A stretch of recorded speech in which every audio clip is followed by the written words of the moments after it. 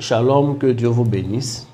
Votre serviteur, l'ange Emmanuel Doski, fils spirituel du révérend Père Doski Jaurès Yoro. En ce soir, nous sommes connectés afin de traiter ensemble d'un thème.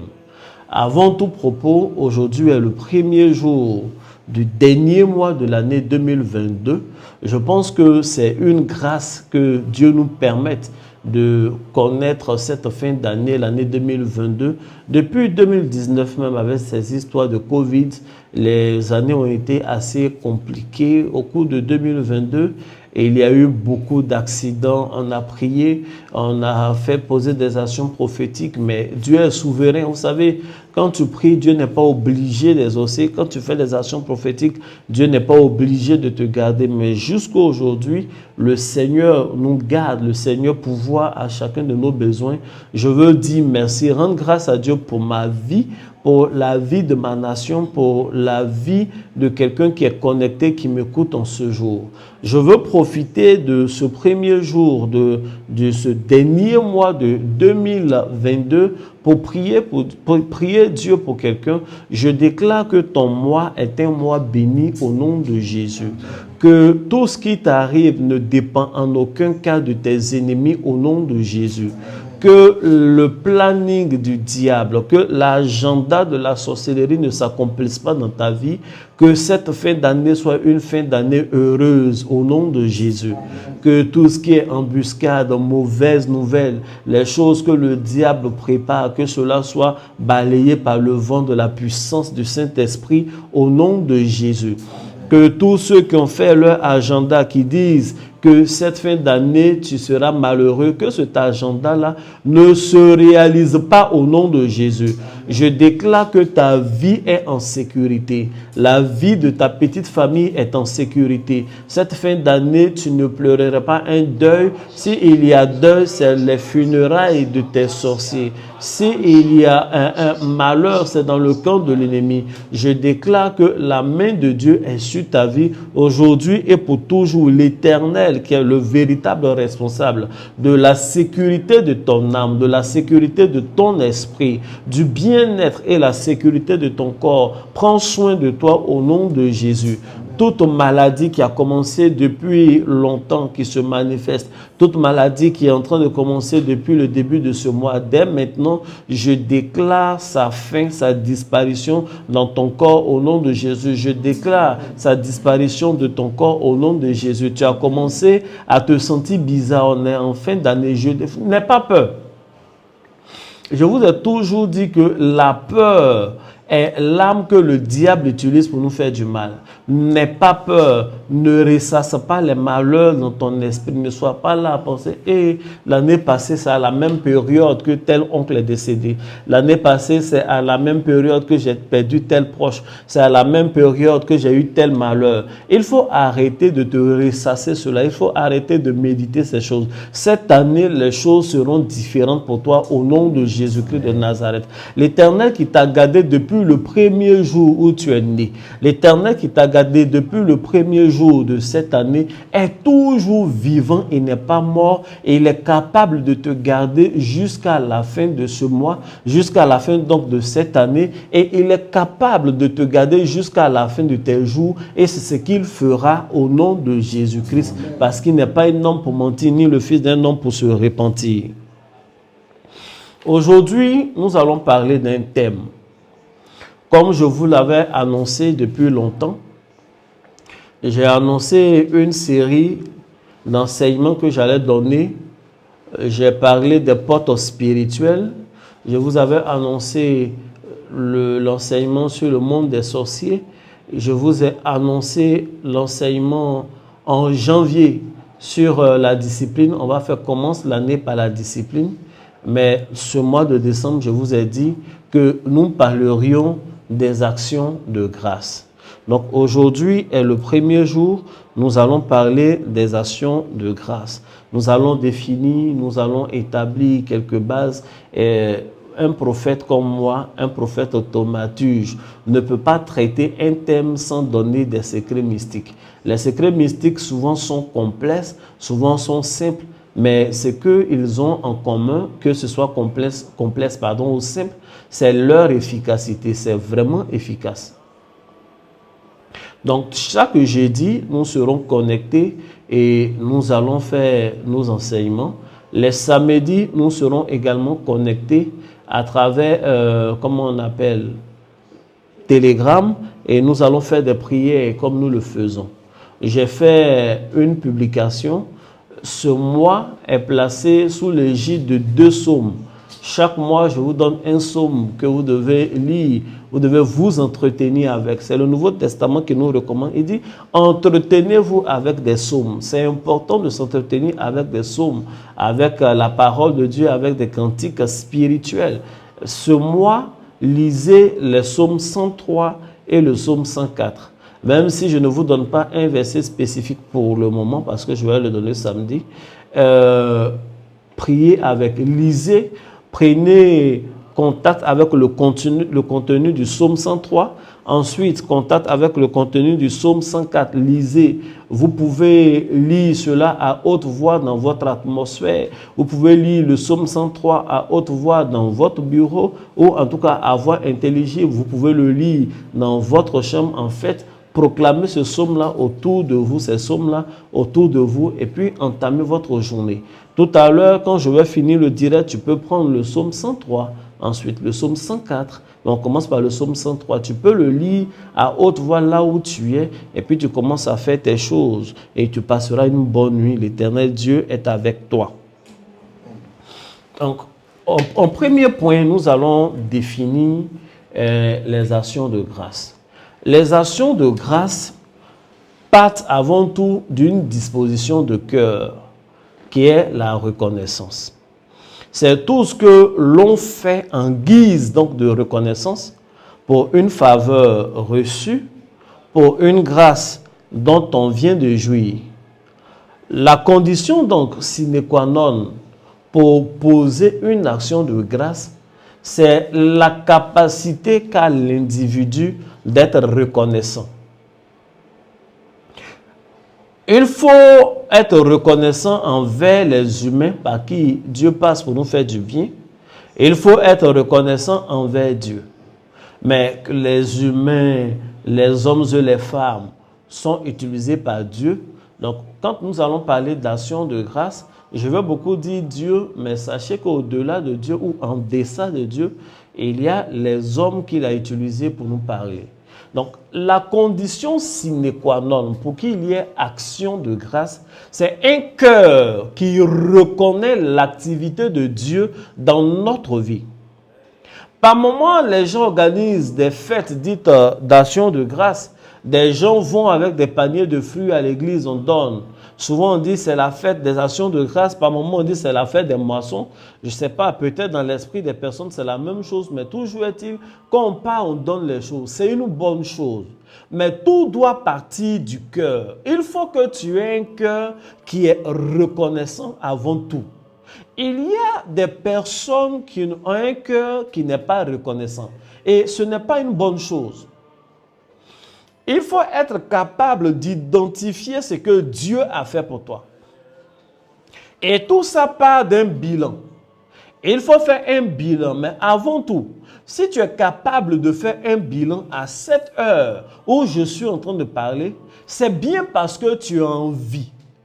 L'Éternel prend soin des actions de grâce, mais de celles-là qui émanent d'un cœur reconnaissant. Un cœur qui est conscient de ce que Dieu a fait dans sa vie.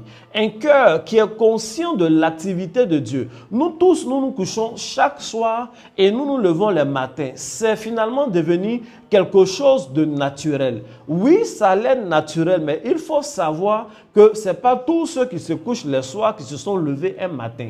Donc, chaque jour où on s'est couché un soir, où on s'est levé un matin, il y a eu l'intervention de Dieu pour qu'on se lève.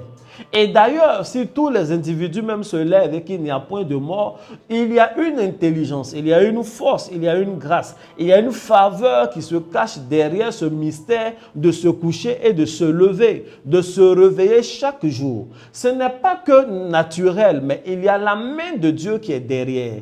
Des gens estiment que c'est le coup naturel naturel des choses, quand il se lève le matin, il part au travail et il revient, sans aucun accident, sans aucun malheur en route. C'est le cours normal des choses. Non, mais ce n'est pas le cours normal des choses. Tu n'as aucune idée des accidents dont Dieu t'a épargné. Tu n'as aucune idée. Souvent, ne serait-ce qu'une minute où tu arrives trop tôt, une minute où tu es en retard, un petit événement qui s'est passé, a permis à Dieu de te préserver d'un accident, de te préserver d'un malheur. Vous ne pouvez pas imaginer le nombre d'anges qui sont autour de nous, qui nous dévancent sur notre chemin pour défaire les pièges invisibles et changer des scénarios écrits par nos ennemis afin que le malheur nous arrive. Donc, il faut avoir un cœur qui est reconnaissant. Si nous sommes en vie, si les choses vont de cette façon, ce n'est pas parce que le diable le veut bien, non. Ce n'est pas par gentillesse des sorciers, mais c'est par pure grâce de Dieu. Ce n'est pas parce que tu pries mieux que les autres, non. Ce n'est pas parce que tu es plus saint que les autres. Il faut avoir un cœur reconnaissant de ce que Dieu est en train de faire. Il faut avoir un cœur rempli de gratitude, parce que l'ingratitude, c'est un défaut. L'ingratitude, c'est ce défaut-là qui nous pousse à minimiser tout ce que Dieu fait pour nous, à minimiser ce que les hommes font pour nous. Il y a des gens qui ont vécu chez des tuteurs, qui ont grandi chez ces tuteurs-là, qui ont réussi aujourd'hui et qui s'en foutent des tuteurs. Souvent, des tuteurs ont négligé leurs propres enfants afin de pouvoir prendre soin de ceux qu'on a mis chez eux. Mais quand ces derniers-là réussissent, ils s'en foutent de leurs frères avec qui ils ont grandi, ils s'en foutent de celui qui les a hébergés. Et tout ce dont ils se rappellent que la femme du tuteur-là les obligeait à laver les assiettes avant d'aller à l'école. Ils se rappellent que le tuteur mangeait un mets à sa table qui était différent de ce qu'eux, ils mangeaient à leur table, ou ils mangeaient même à terre. En fait, ils gardent dans leur esprit tout ce qui est négatif, si bien que dans leur esprit, leur histoire, c'est qu'ils ont souffert chez ce tuteur-là. Mais il faut avoir un cœur rempli de la présence de Dieu et un cœur rempli d'intelligence pour te rendre compte que oui, même si tu n'as pas mangé le même mets que le boss, mais tu as quand même mangé chez quelqu'un. Tu as quand même été sous son toit. Imagine, s'il n'avait pas été là, aussi méchant que tu le dépeins aujourd'hui dans ton souvenir, qui fait que tu t'en fous d'eux. Tu ne vas pas voir sa femme, tu ne leur donnes rien à chaque fin d'année. Tu ne donnes rien à ce monsieur. Tu as une position qui peut te permettre de placer l'un de ses enfants, mais tu t'en fous d'eux. Tu ne les considères plus comme tes frères. C'est un mauvais cœur. C'est un mauvais cœur. Il y a des gens qui ont été formés par des pasteurs. Aujourd'hui, ils ne sont plus avec ces pasteurs-là. Et tout le souvenir qu'ils gardent de ce pasteur, c'est que le pasteur-là était méchant. Oui, mais au milieu, du haut de toute sa méchanceté, il t'a appris des choses. Il t'a aidé, il t'a encadré. Il t'a appris à jeûner. Il ne faut pas avoir un cœur rebelle. Parce que l'ingrat ne se souvient jamais du bienfait qu'on lui a fait, mais il se souvient toujours, et souvent même à tort, de quelque chose de mal qu'on aurait fait. Et quand tu commences à avoir un cœur de cette façon-là, c'est la disposition parfaite qu'il faut pour te voir certaines portes devant toi fermées. Non, dans la vie, il faut avoir un cœur reconnaissant. Il faut avoir un cœur reconnaissant. La gratitude est une valeur et cette valeur-là s'impose à l'ingratitude. La gratitude, la reconnaissance de ce que Dieu fait, nous conduit à poser des actions de grâce. Maintenant, l'ingratitude nous conduit à nous rebeller vis-à-vis de Dieu.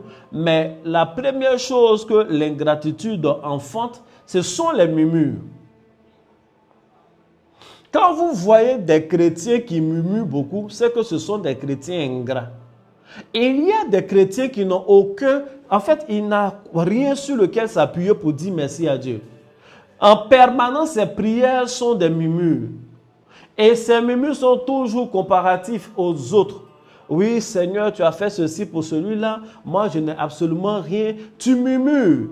Et j'ai déjà enseigné, il y a quelques années, que ce soit les actions de grâce, que ce soit des prières que nous faisons, que ce soit les murmures, Dieu exauce les deux. Mais si tu as des murmures que Dieu exauce, c'est dangereux. Quand nous regardons, chaque fois que le peuple de Dieu crie à l'Éternel dans le livre de Juges, Dieu les exauce. Mais chaque fois qu'il a eu des murmures aussi, Dieu est intervenu. Lorsque le peuple de Dieu a murmuré pour dire nous voulons un roi, Dieu leur a donné un roi, mais il a fait un discours pour dire voici ce que le roi va faire. Il va envoyer vos jeunes gens en guerre, il va prendre les meilleurs de vos terres, il va vous imposer des taxes, vous ne pourrez rien faire sans lui reverser une TVA quelconque. Ça, c'est un discours même de la politique ou de nos États modernes dans la Bible, dans le livre de 2 Samuel. Donc, la Bible dépeint cela. Mais leurs murmures ont été exaucés, mais vous voyez avec quoi ça accompagne. Non, il ne faut pas seulement que murmurer. Il y a des gens qui passent le temps à murmurer, Seigneur, mais je n'ai absolument rien. Ce n'est pas vrai. Tu as forcément quelque chose. Au moins, tu as le souffle de vie. Non, il ne faut pas passer toute sa vie à avoir le verre vide. Il faut voir quand même cette portion-là qui est pleine. Cette portion où Dieu a mis quelque chose pour nous. C'est à partir de la reconnaissance. Si tu es reconnaissant dans des petites choses, Dieu va te confier de plus grandes. Dieu va te confier de plus grandes.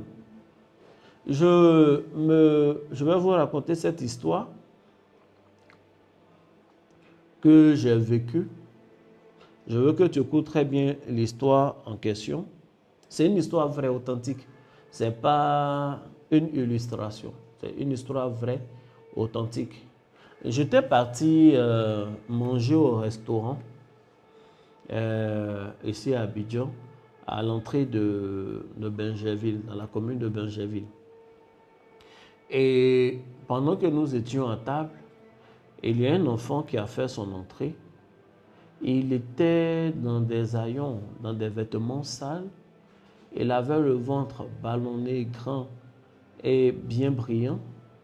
C'était difficile même d'avoir une part de chair sur son ventre. On n'a pas besoin d'être un expert pour savoir que cet enfant-là était victime de malnutrition. Il avait quelques teignes, il faisait pitié et il passait de table à table pour demander de l'aumône. On sentait qu'il fallait lui donner quand même un morceau de pain. Ce n'était pas pour faire autre chose, c'était vraiment pour sa survie. Et il ne demandait pas que l'argent, il cherchait à avoir, même s'il y a un reste, un fond de sauce, il va s'en contenter. Mais personne, les gens étaient réticents, personne ne voulait qu'il arrive à leur table. Et il n'a même pas eu l'occasion d'arriver à mon niveau là, que des gens parmi les tenanciers du restaurant, ils sont venus, ils l'ont chassé, ils l'ont fait partir. On lui a dit qu'il quitte là. Et il est parti. Ils l'ont chassé, il est parti. Quelques temps après, il y a un groupe de 3 personnes qui ont fait leur intrusion également dans le même restaurant. Ils sont rentrés. Il y avait un qui était en dread, les yeux rouges, je ne sais pas si il fume et autres, mais quand finalement ils ont eu l'occasion de se rapprocher de moi, ils sentaient la cigarette. C'est des jeunes gens quand même bien bâtis.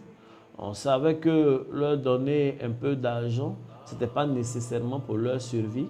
Et c'est un groupe qu'on appelle à Abidjan des groupes Woyo. Ils ont une bouteille, ils chantent, ils s'approchent de chaque table et ils font les éloges de ceux qui sont autour de la table. Il peut te regarder et dire tu es beau, tu as le teint de celui qui vient des États-Unis. On sait que même ta cuisine est climatisée. Le papa a le ventre administratif, il a tout le blé. En fait, on te chante. On te chante, toi-même tu ne sais pas que c'est toi. Tellement il dit des paroles. Il dit des paroles pour ta femme, la femme a le teint. Et même si la compagnie d'électricité ne fonctionne pas, son teint peut éclairer tout le quartier.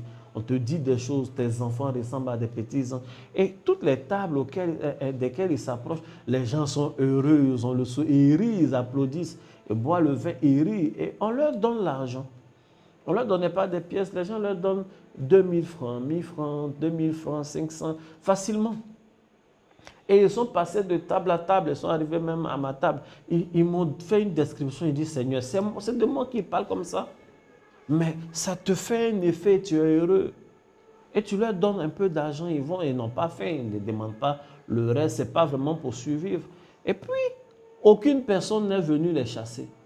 Ils ont fini de passer de table en table, ils sont partis, ils ont continué leur route. Et le Seigneur qui parle à mon cœur, qui me dit, c'est comme ça que les gens s'approchent de lui, Dieu. Je voudrais vous rappeler que Dieu nous a créés à son image. Le cœur de l'homme est tortueux, c'est vrai, l'homme est ce qu'il est, mais il y a du divin en nous. Il y a des choses, des réactions que nous avons qui ressemblent à ce que Dieu a. Sauf qu'il y a une différence de degré. Dieu dit effectivement, il y a des gens qui s'approchent de lui, comme cet enfant-là s'était approché, qui s'approchent avec des larmes continuelles, qui s'approchent pour se plaindre de ce que la vie leur offre. À ceux-là, Dieu, quand même, Dieu les exauce, mais en général, ils reçoivent un bout de pain pour leur survie. Et il y en a qui rentrent pour faire plaisir à Dieu dans sa présence, qui le célèbrent de ce que Dieu a déjà fait. Et célèbrent Dieu pour le soleil que Dieu a fait, dont nous bénéficions. Ils célèbrent Dieu pour la lune qui sort chaque nuit. Ils célèbrent Dieu pour les étoiles. Les étoiles, c'est des biens communs, ce n'est pas pour un seul individu. De façon concrète, on ne sait pas ce que les étoiles nous apportent aujourd'hui, mais on célèbre Dieu pour sa création, on célèbre Dieu pour ce qu'il fait, et Dieu relâche sa main et relâche la grâce de Dieu, sa grâce sur la vie de telle personne. C'est de ça qu'il est question. Donc, on est en train de parler d'action de grâce. Oui, il faut poser des actions de grâce, mais cela ne doit pas être lié à une saison de l'année.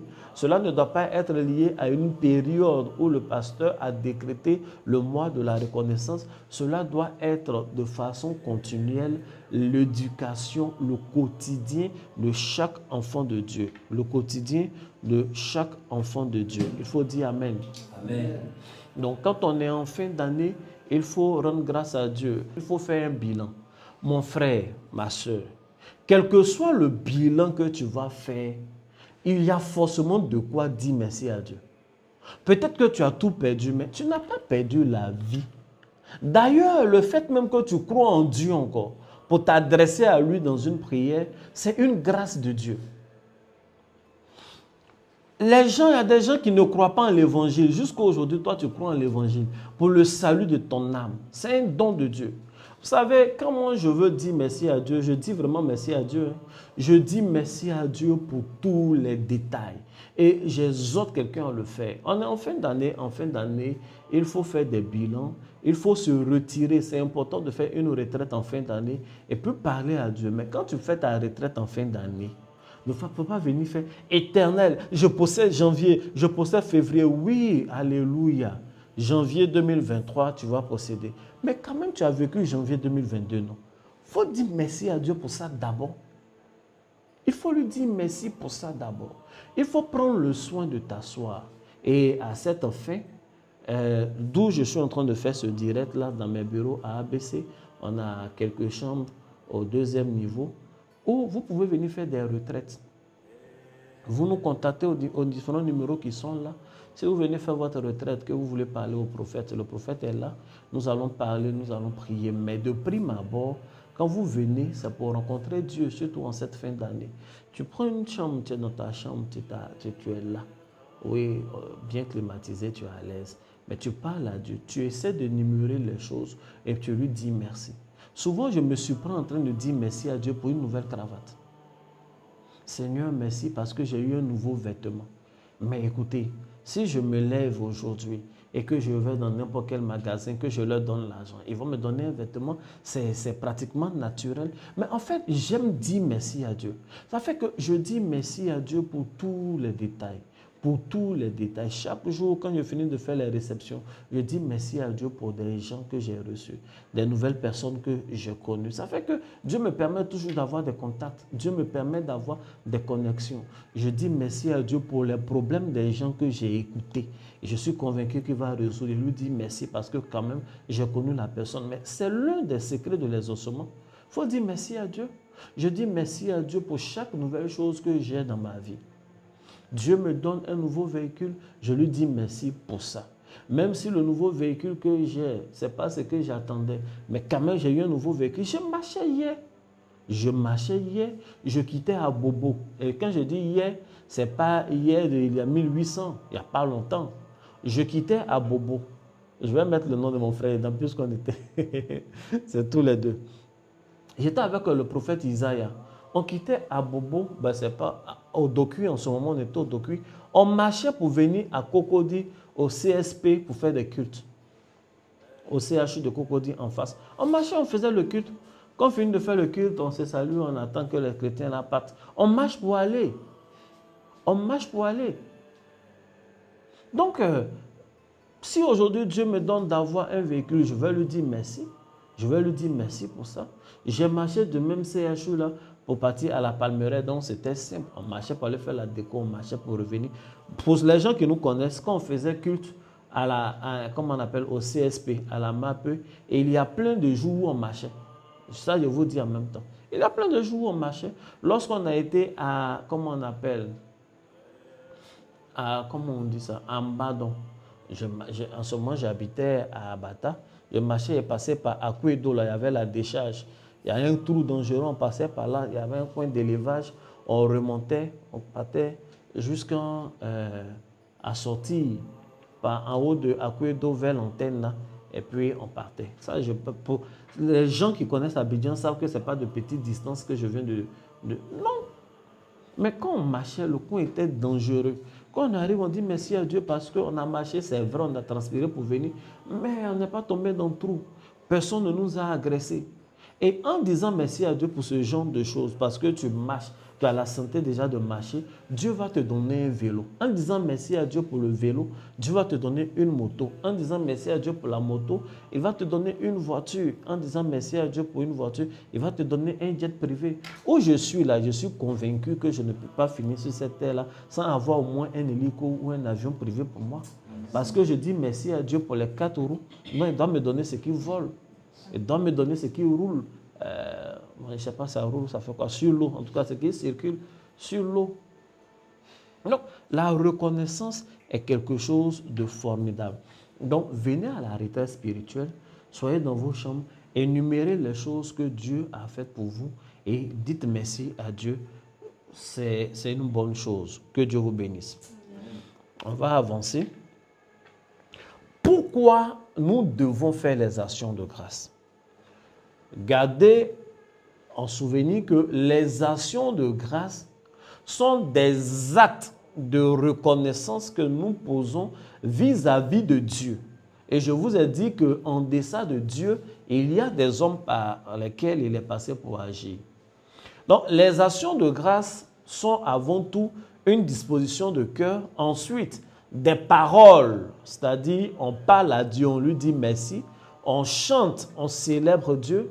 Ça peut être des actes concrets qu'on pose en faisant des offrandes en espèces, des offrandes en nature, etc. Il faut les faire. C'est ça les actions de grâce. Mais pourquoi nous devons faire ces choses? La première raison, on ne va pas tout citer, mais la première raison pour laquelle un enfant de Dieu, un homme converti doit faire les actions de grâce, c'est qu'avant tout, c'est une recommandation divine.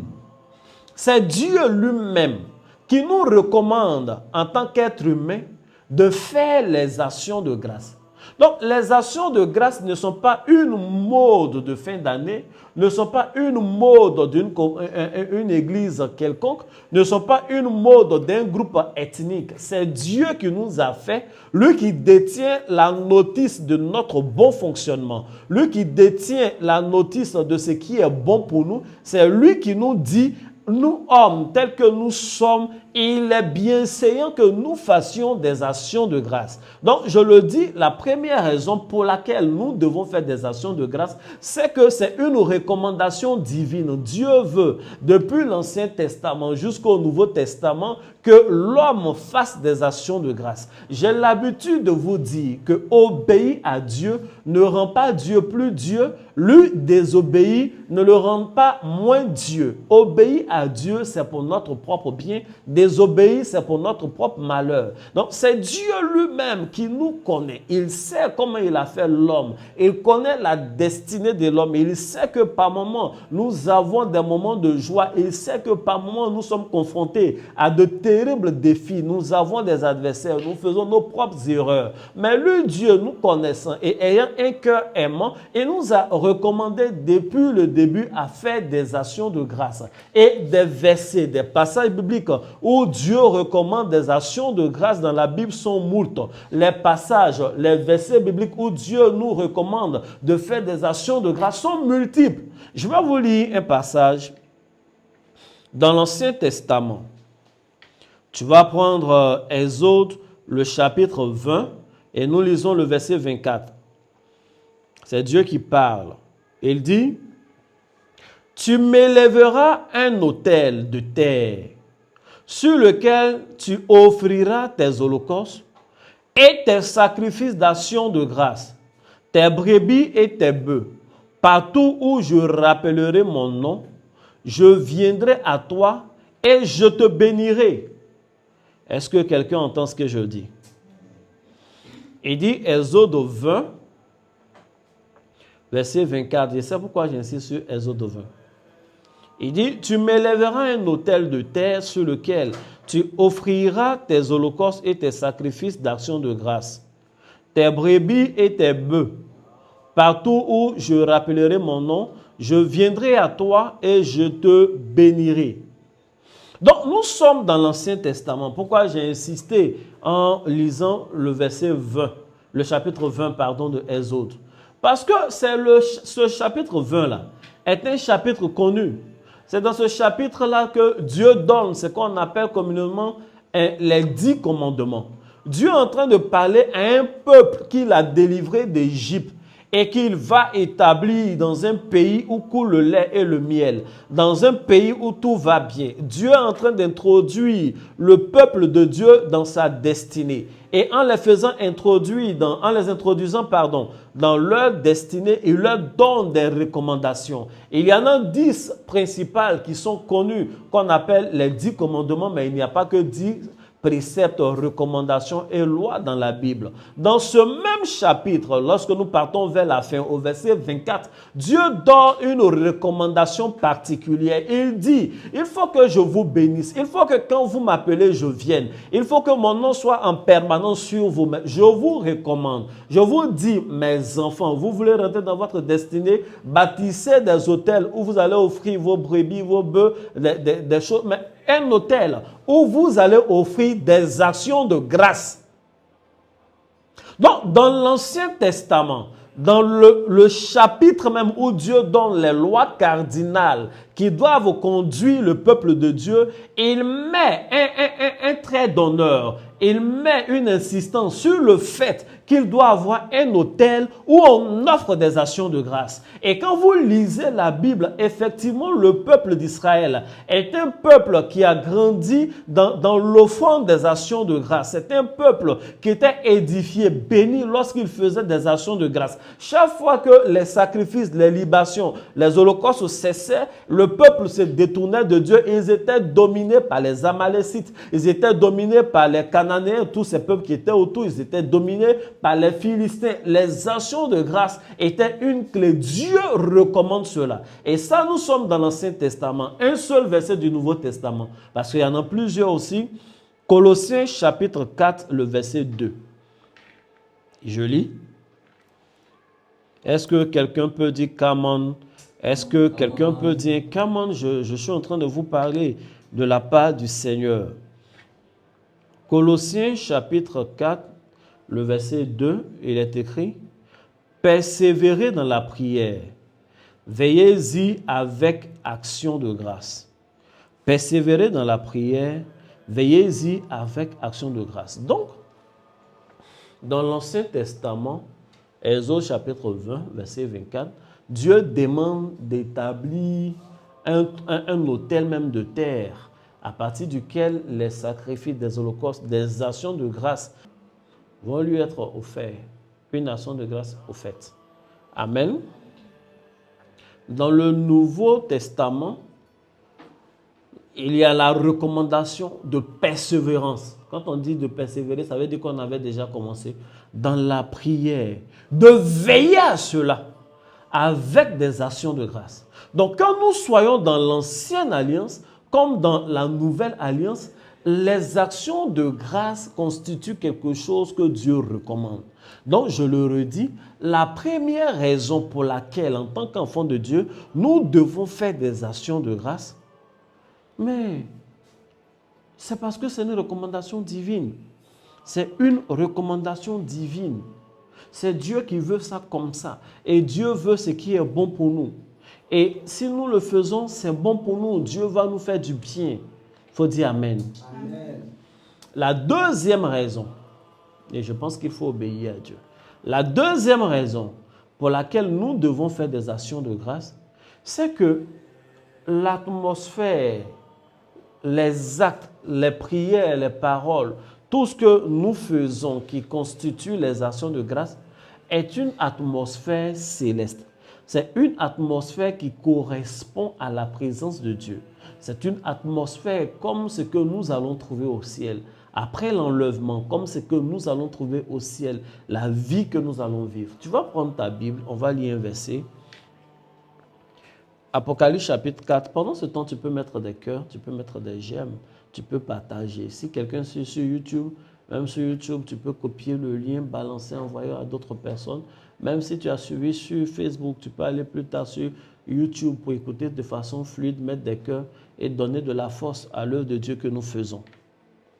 Apocalypse chapitre 4, verset 9. Je lis.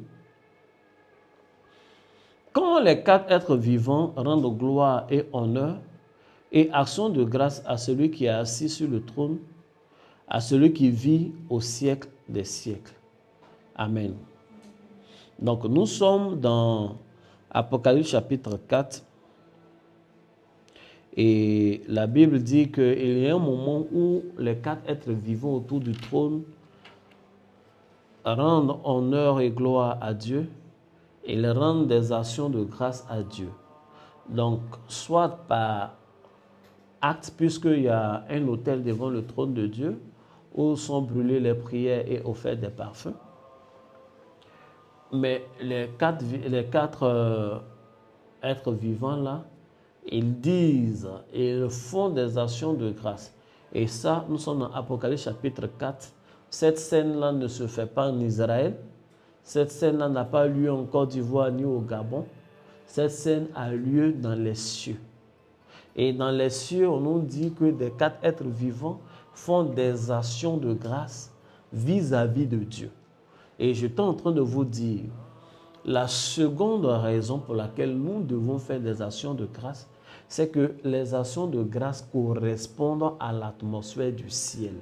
Ça veut dire que quand nous allons partir au ciel, on va faire des actions de grâce. Ça veut aussi dire que pendant que nous sommes sur la terre et que nous faisons des actions de grâce, ça attire le ciel sur la terre. Il y a des gens qui disent, moi-même ma vie est compliquée, on dirait le ciel est fermé sur ma vie. Mais tu peux attirer, tu peux rapprocher ton ciel, l'ouvrir par une atmosphère d'action de grâce. Toute communauté, toute église où les gens ont l'habitude, ont la pensée des actions de grâce, soit en parole et en acte. Il ne faut pas choisir un, il ne faut pas choisir parole seulement et puis laisser acte. Il ne faut pas choisir que les actes et la parole. Si ça vient de ton cœur, tu as des mots à dire à Dieu, mais tu as des choses à offrir à Dieu. Donc tu vas le faire. Pendant que tu es en train de le faire, tu es en train de faire ce qui se fait dans le ciel. Je suis en train de dire à quelqu'un que les actions de grâce, ce n'est pas une doctrine à combattre. Ce n'est pas quelque chose à, comment on appelle, à taxer d'escroquerie ou quoi que ce soit. Parce que de toutes les façons, si tu combats les actions de grâce, quand tu vas mourir, tu vas aller au ciel, là, tu vas trouver ça là-bas. C'est mon rapport avec le livre d'Apocalypse. Le livre d'Apocalypse est un livre futuriste. C'est vrai qu'il y a des choses déjà vécues qui sont expliquées de façon prophétique, mais il y a une grande partie des choses qui sont des choses que nous allons vivre quand nous allons aller au ciel. Il y a des gens qui disent, par exemple, qu'on ne peut pas prier avec des encens, des choses de ce genre-là. Mais quand nous prenons, comment on appelle, nous partons dans le Nouveau Testament, dans le livre d'Apocalypse, la Bible nous dit là-bas devant Dieu, des encens sont brûlés. Donc, comment se fait-il que dans l'Ancien Testament, les gens brûlaient des encens? Maintenant, là, on nous dit d'arrêter, on ne peut plus brûler encens. Mais quand on va aller au ciel, ils vont brûler encens encore. Mais nous, notre génération, on en a fait quoi à Dieu? Et puis on ne fait plus. Ce n'est pas logique. Ce n'est pas logique. Sur terre, on fait des actions de grâce. Quand on va arriver au ciel, il y a des actions de grâce. Il y a des gens qui ont vu un chandelier comme ce qui est juste à côté de moi là, ça. Ils ont dit oui, c'est quoi cette histoire de chandelier? Et il y a des chandeliers à gauche et des chandeliers à droite. Mon cher, chandelier, c'est chandelier. Et d'ailleurs, quand tu lis la Bible, là, quand Jésus lui-même vient, on dit il est au milieu de ces chandeliers. Jésus ne peut pas prendre une image qui renvoie au diable pour en faire son identité. Non, des gens combattent des choses que quand on va aller au ciel, on va aller faire là-bas encore. Donc, je ne sais pas si arrivé là-bas, tu vas bouder Dieu. Il y a des gens qui disent, oui, les histoires d'uniforme, pourquoi se mettre en uniforme pour aller au culte? Des prophètes là se lèvent, ce mois-là, venez en bleu, ce mois-là, venez en blanc. Pourquoi les gens portent des habits? Mon frère, la Bible dit que quand on va aller au ciel même, là, Dieu va nous donner une robe, on sera en uniforme. On sera en uniforme. La Bible dit, heureux ceux qui ont la... Non, si tu n'es pas en robe blanche, la parabole dit, on va te chasser. Donc j'espère que, ce n'est pas la saharienne que tu portes maintenant là. Ce n'est pas ça que tu vas aller au ciel. Donc laisse les gens porter les uniformes. On n'a pas dit que tu es obligé de porter l'uniforme matériel, hein, le coton là, pour aller au ciel. Mais quand on porte ça sur la terre, laissez-nous nous entraîner à ce qui nous attend au ciel. Pour revenir à mon thème du jour, il faut faire. Il faut poser, il faut faire les actions de grâce. Et il faut savoir les faire. Donc, les actions de grâce, on les fait parce que ça envoie le ciel dans notre atmosphère ou ça nous élève dans l'atmosphère céleste.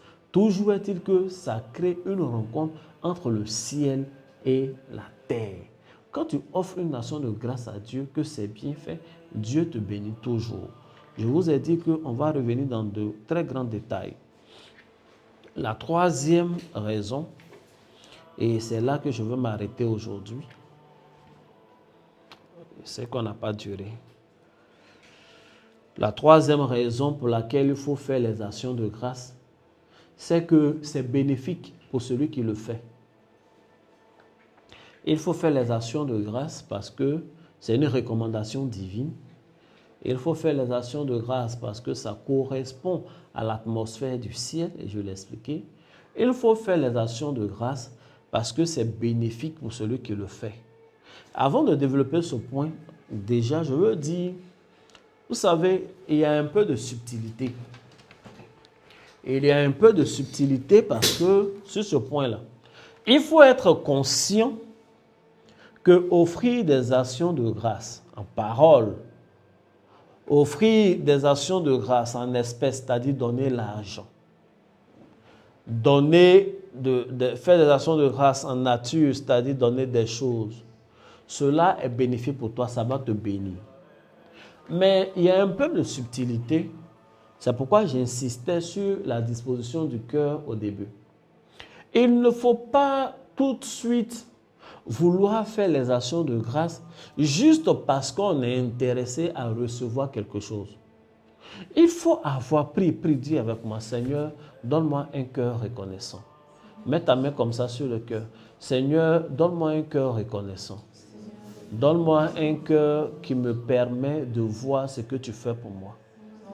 Donne-moi un cœur qui n'est pas un cœur qui murmure, mais un cœur qui voit la santé que tu me donnes, la valeur de la vie que tu me donnes, qui me permet de discerner combien de fois tu me protèges.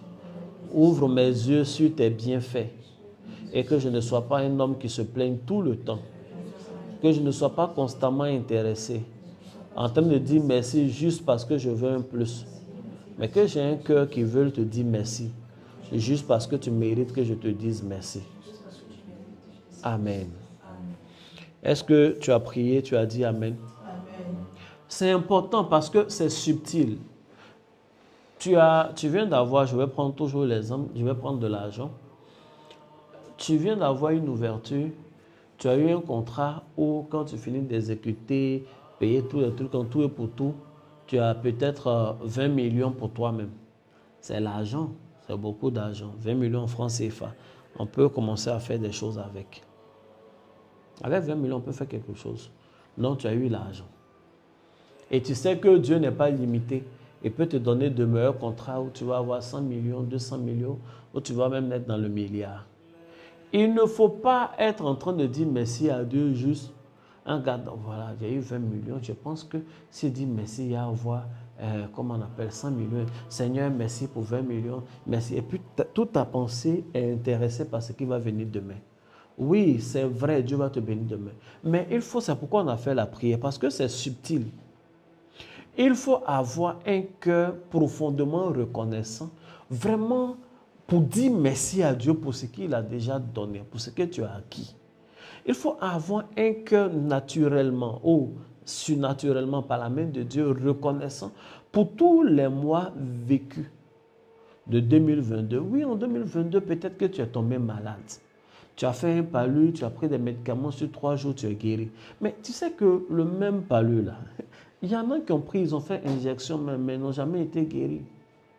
On ne se réjouit pas par rapport à eux, mais ce n'est pas rien que tu sois relevé d'un palu.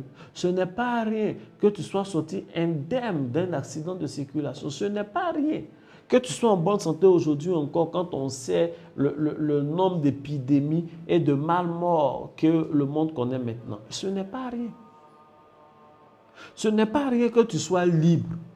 Il y a des gens qui n'avaient pas calculé ça dans leur vie. Et puis, il y a un événement qui est arrivé. Ils se sont retrouvés au mauvais moment, au mauvais endroit. Aujourd'hui, ils sont en prison. Ils ne peuvent rien faire. Ils sont en prison. Il y a des gens qui ont été intelligents. Ils ont réfléchi. La famille est dans la pauvreté. Il veut faire des affaires. Il a pris des crédits pour faire des choses. Cela lui a causé des problèmes. Donc, il faut trouver quelque chose pour dire merci à Dieu. Il faut avoir un cœur reconnaissant. C'est vrai. Mais c'est aussi de ma responsabilité quand même de vous enseigner que faire les actions de grâce est bénéfique pour la personne qui donne. Que Dieu vous bénisse. Amen. Si tu es fidèle dans des petites choses, Dieu va te confier de plus grandes. Nous allons, pendant tout ce mois-là, parler des actions de grâce. Citer les différents types d'actions de grâce. Je vais vous donner des secrets pour que vos actions de grâce soient agréables à l'Éternel. Tu sais, souvent, tu rends service à des gens, sa manière de te dire merci ne te plaît pas. Mais comme tu n'as pas fait pour un merci, là, tu le laisses. Mais ça ne te donne pas envie de faire bien demain. Quelqu'un voit de quoi je parle. Ça veut dire le gars, il n'est pas ingrat peut-être. Il vient, il dit merci. Mais c'est sa manière de te dire merci là que tu n'aimes pas. Sa manière de te dire merci même peut te frustrer. Il y a des gens qui posent des actions de grâce qui frustrent Dieu.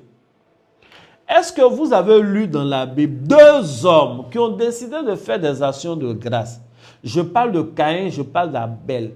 Abel n'avait pas le choix, c'était un éleveur. Il ne pouvait qu'offrir des bêtes.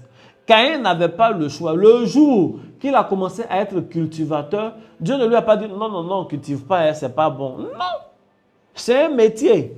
C'est une dérivation de ce que son père même faisait en tant que jardinier. Non, il cultivait. Mais Dieu n'a pas agréé l'action de grâce de Caïn. Il a agréé l'action de grâce de Abel. Mais quand même, Abel n'a pas profité de son action de grâce. Il est mort, son frère l'a tué. Donc, il faut savoir comment on fait les actions de grâce de façon concrète. Il y a des secrets. Il y a des secrets. Par exemple, quand Dieu dit, quand vous voulez m'offrir des choses, mettez du sel sur ces choses-là. C'est un secret. C'est un secret, est-ce que tu savais? Mais qu'est-ce que ça implique? Il dit assaisonnez vos offrandes. Assaisonnez vos offrandes, quelles qu'elles soient, assaisonnez les offrandes que vous apportez à l'Éternel. Ça, tu ne savais pas. Et il y a des gens qui offrent leur dîme. Oui, on n'offre même pas la dîme, d'ailleurs, on la paye, puisqu'on la doit à Dieu. Ce n'est pas pour nous, c'est pour Dieu. Donc, ce n'est pas une offrande. Quand tu payes la dîme, tu ne viens pas de rendre service à quelqu'un. Tu viens de faire ton devoir. Et s'il y a quelqu'un à qui tu as rendu service, ce n'est pas ton pasteur, ce n'est pas Dieu, c'est toi-même, tu viens de te rendre service par ton obéissance. Donc, je le dis, tu payes ta dîme, mais qui ne voit pas les retombées. C'est des choses comme ça, on va parler. On sait comment Abraham a payé sa dîme. On sait que quand il a fini de payer la dîme, on lui a donné du pain, on lui a donné du vin. Moi, quand les gens payent la dîme avec moi, on va parler. On va parler non seulement les jeudis sur Facebook, on va parler également les samedis sur Telegram. Je vous ai dit que j'allais donner un secret à la fin. Je suis sur le point de donner le secret. Quelqu'un me dit comment je parle. Tu vas lire la Bible. Je vais te donner un secret. Donc, fais les actions de grâce, c'est bon. Ça te protège, ça multiplie ce que Dieu te donne. Et puis, Dieu est béni. C'est agréable. Donc, Dieu ouvre le ciel. Tous ceux qui font les actions de grâce, Dieu les bénit. Ça ne ment pas. Ça ne ment pas. Je ne veux pas rentrer dans beaucoup de détails aujourd'hui parce que le samedi, je veux vous parler.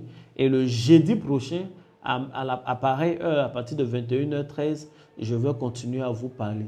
Les différents types d'actions de grâce qu'il faut faire, ce qui correspond à tel acte de Dieu, ce qui correspond à tel autre élément. Que Dieu vous bénisse.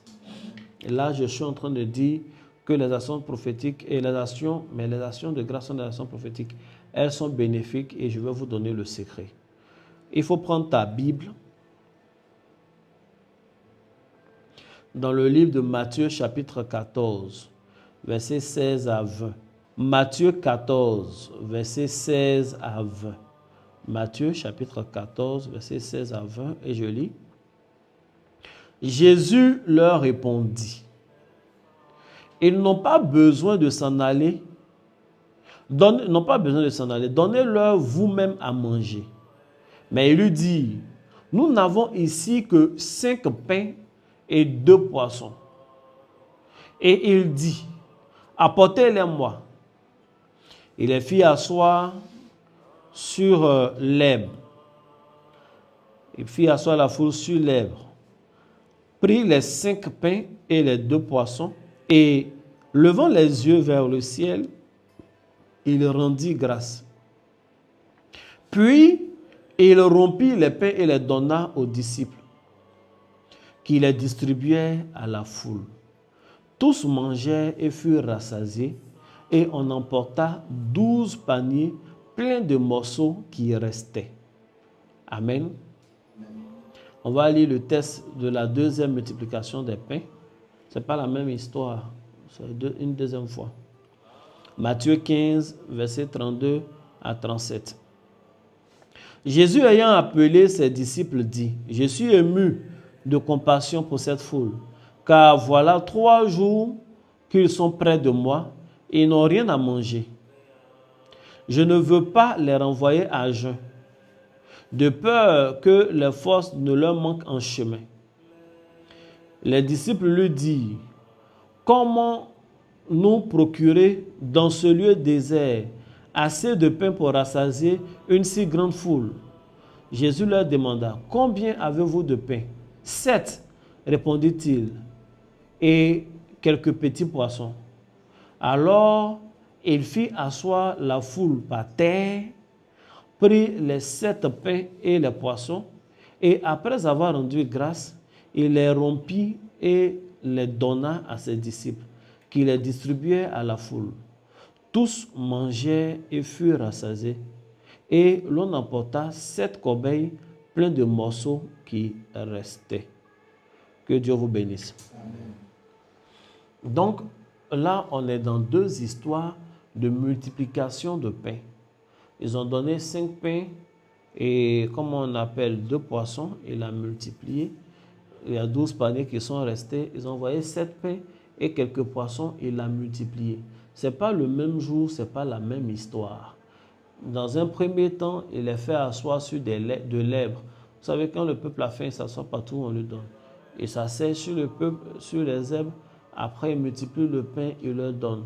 Le deuxième, ils sont dans le désert, il les fait asseoir par terre et il multiplie le pain et il leur donne. On ne sait pas ce que Jésus a fait comme formule. On ne sait pas, Jésus n'a pas mis le pain dans la hanche de sa robe pour faire sortir au fur et à mesure. Mais Jésus a pris ce que les gens avaient donné. Quand on a commencé ce direct, j'ai dit que c'est 0 qui n'est pas bon. S'il n'y avait aucun poisson ni aucun pain, les gens allaient mourir de faim. Peut-être la manne allait descendre et ils allaient se plaindre. Quand les murmures viennent, vous voyez, les murmures ne donnent jamais rien de bon. Quand tu murmures et que Dieu t'exauce, ce n'est pas bonne chose. Je te promets. Il ne faut pas avoir un cœur qui murmure. Il faut avoir un cœur qui rend grâce. La Bible dit, écoute très bien ce que je veux dire.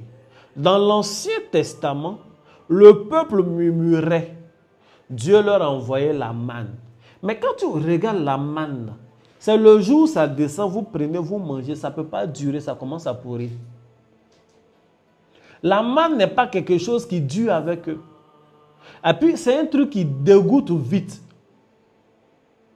Maintenant, là, on est dans le Nouveau Testament. Le peuple n'a pas murmuré. C'est Jésus lui-même qui a compassion. Et il décide de les nourrir. Avant de les nourrir, dans les deux histoires différentes, la Bible dit quand on lui donne le pain et les poissons, il ne cherche pas à faire 1000 choses. Il y a un élément qui revient dans les deux passages. La Bible dit, après avoir rendu grâce, il commence à distribuer.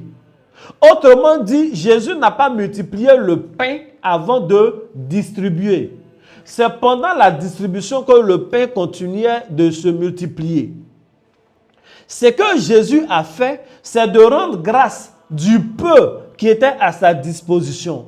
Un jeune homme avec un peu de pain, un peu de poisson. Jésus brandit cela au ciel. La Bible dit, il rend grâce et il commence à distribuer. Lorsque nous sommes dans Matthieu chapitre 15, pareil, on lui envoie 7 pains cette fois-ci, avec quelques poissons. Il rend grâce à Dieu et pendant qu'il est en train de distribuer au peuple, cela se multiplie jusqu'à ce qu'il y en ait 7 paniers qui restent. De l'autre côté, il y a 12 paniers qui restent. Et ce n'est pas des paniers qui commencent à pourrir. C'est des paniers qu'on peut conserver. Le lendemain encore, on peut manger. Les gens n'ont pas jeté. Les gens ont emporté cela. Hier, ils ont murmuré pour avoir du pain dans le désert. C'était un pain qui ne pouvait pas durer. C'était un pain qui n'était pas le fruit de l'action de grâce. C'était un pain pour lequel il fallait se lever chaque matin, aller prendre et il ne fallait pas garder parce que ce n'était pas bon pour la suite. La Bible dit que dans le Nouveau Testament, le pain est toujours bon pour la suite. Est-ce que quelqu'un entend ce que je suis en train de dire?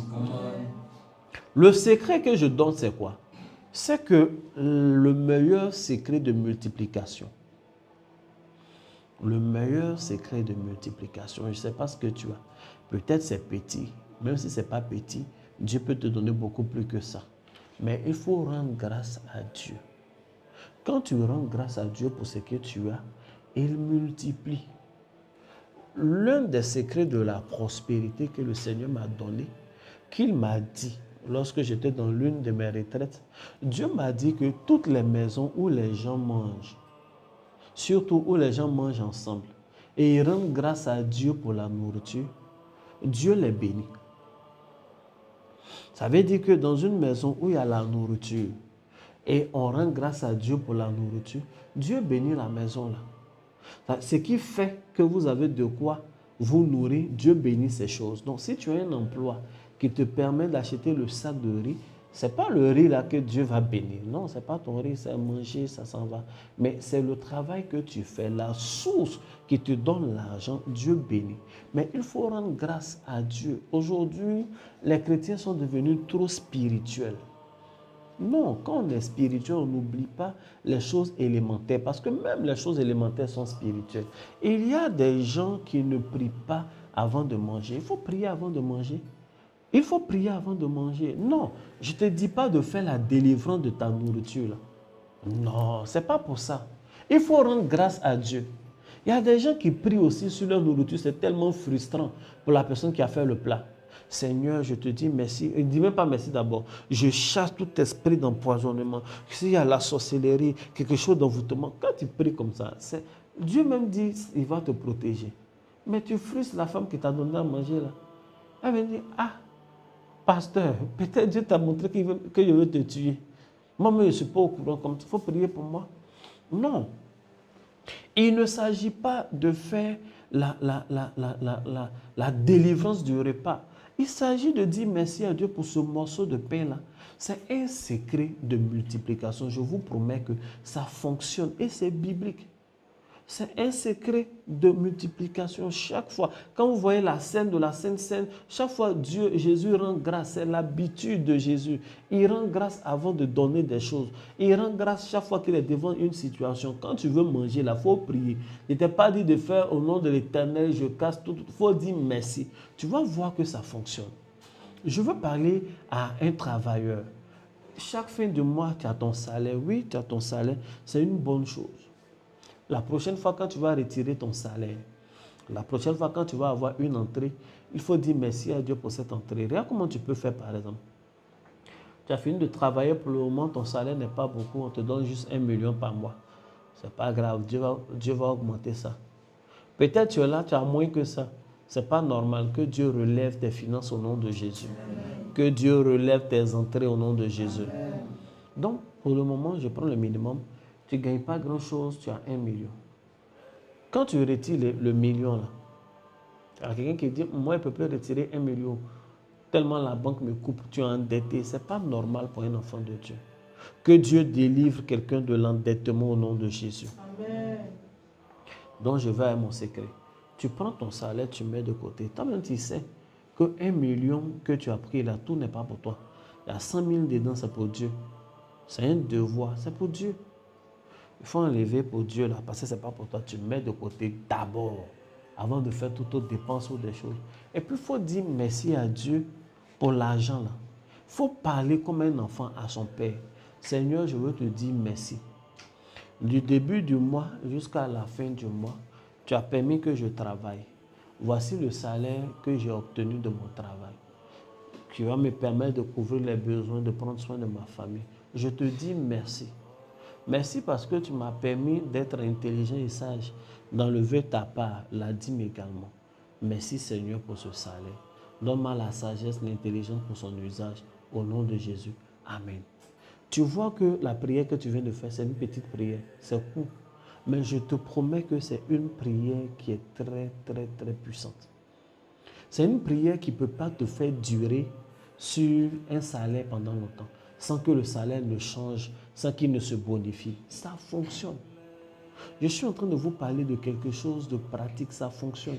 Il faut dire merci à Dieu pour ton salaire. Il y a des gens qui disent, oui, mais bon, je suis allé au travail. D'abord, c'est Dieu qui t'a permis d'avoir ce travail. C'est Dieu qui t'a protégé chaque jour que tu es allé au travail. Est-ce que tu sais qu'il y a des gens qui sont dans des boîtes, ça fait 6 mois, on ne les paye pas. Il y a des gens qui ont démissionné de leur ancien poste, qui sont allés travailler avec un nouveau boss.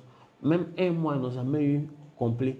Souvent, on leur donne 100 000, 50 000, 100 000, 50 000. Or, ce n'est pas le contrat qu'ils ont signé. Il y a des gens qui sont dans des entreprises. Souvent, tu entends le nom de l'entreprise. C'est une entreprise puissante, mais ça ne va pas. Ou bien, le cœur des patrons est noir. Ils ne payent pas les gens.